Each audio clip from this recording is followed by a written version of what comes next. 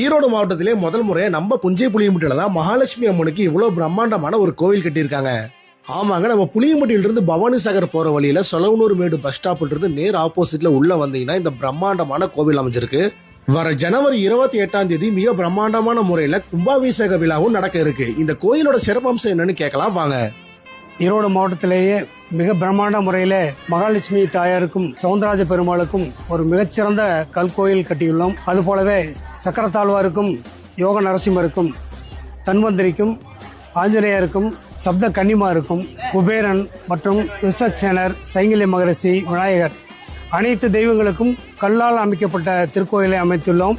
சிறப்பானதொரு கும்பாபிஷேகம் நடைபெற உள்ளது.